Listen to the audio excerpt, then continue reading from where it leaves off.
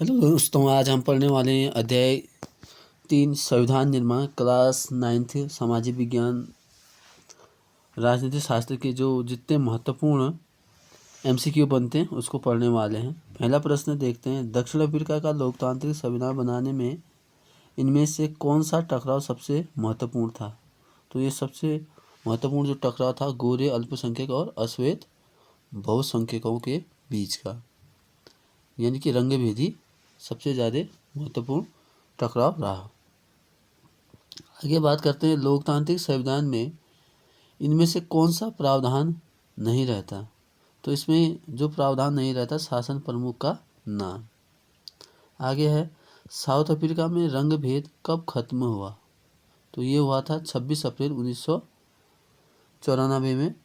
इसमें महत्वपूर्ण भूमिका निभाने वाले थे नेल्सन मंडेला, जिनको दक्षिण अफ्रीका का गांधी भी कहते हैं। आगे है, पंथ निरपेक्ष या इसको हम धर्म निरपेक्ष भी कहते हैं का सही अर्थ निम्न में से कौन सा है? किसी भी धर्म को अपनाने की सुविधा, ये इसका अर्थ है। ये हमारे संविधान में की जो प्रस्तावना है उसको 1976 में जोड़ा गया था। आगे बात करते हैं, संविधान सभा के कुल कितने सदस्य थे? तो संविधान सभा के कुल जो सदस्य थे 299 थे, जिनमें से 15 महिलाएं थी। संविधान सभा के अध्यक्ष कौन थे? तो संविधान सभा के जो अध्यक्ष रहे वो डॉक्टर राजेंद्र प्रसाद, और ये भारत के प्रथम राष्ट्रपति भी रहे हैं। आगे बात करते हैं, प्रारूप कमेटी के अध्यक्ष कौन थे? तो प्रारूप समिति के जो अध्यक्ष थे वो है डॉक्टर भीमराव अंबेडकर, जिसे भारतीय संविधान का जनक भी माना जाता है। और इसके अलावा जो भारतीय संविधान में जो सदस्य थे, जो पद मिले थे उनमें से जैसे उपाध्यक्ष थे हरेंद्र कुमार मुखर्जी और टीटी कृष्णमचारी। मूल अधिकारों के और प्रांत समिति के जो अध्यक्ष थे वो थे सरदार वल्लभ भाई पटेल। संघ समिति के थे अध्यक्ष पंडित जवाहरलाल नेहरू, और संवैधानिक सलाहकार थे BN राव। आगे बात करते हैं, नेल्सन मंडेला को कब जेल से छोड़ा गया? तो उनको नेल्सन मंडेला को जब छोड़ा गया 1994 को छोड़ा गया था, और इनको जो जेल हुई थी 1964 में। बेरोजगार लोगों के लिए बेरोजगारी भत्ते की व्यवस्था करना किससे संबंधित है? तो ये निर्देशक तत्व, यानी कि जो राजनीति निर्देशक तत्व हैं 36 से लेकर 51 तक इसका वर्णन किया है, और इसमें जो 41वां जो संशोधन है इसमें बेरोजगार भत्ते देने की व्यवस्था की गई है। आगे बात करते हैं, देश का सर्वोच्च कानून है। तो देश का जो सर्वोच्च कानून है भारत का संविधान है, और ये विश्व का सबसे बड़ा संविधान भी है और सबसे बड़ा और लिखित भी है। संविधान सभा की पहली बैठक कब हुई थी? तो ये संविधान सभा की जो पहली बैठक हुई थी आपकी दिसंबर 1946 में। आगे बात करते हैं, संविधान का यह कथन जिसमें कोई देश अपने संविधान के बुनियादी मूल्यों और अवधारणाओं को स्पष्ट ढंग से कहता है वह कहलाता है।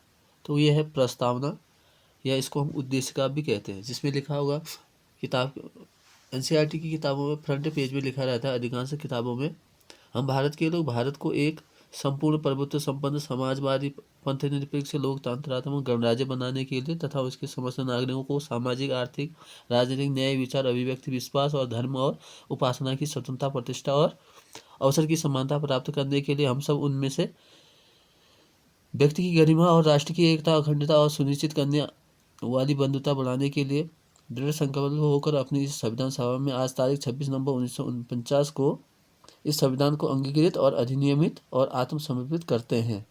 ऐसे आपके NCERT की किताबों के फ्रंट पेज में भी मिल जाएगा, और ये हमारा प्रस्तावना था। और विश्व का सबसे बड़ा लिखित और सबसे बड़ा संविधान किस देश का है? तो वो भारत का है, जिसमें 395 जो मूल संविधान था उसमें 395 अनुच्छेद है।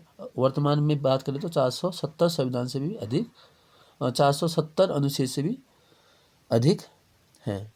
और इसमें जो भागों की बात करें, मूल संविधान में 22 भाग थे, अब वर्तमान में 25 भाग हो गए हैं। और मूल संविधान में 8 अनुसूची थी, अब 12 अनुसूची हो गई है।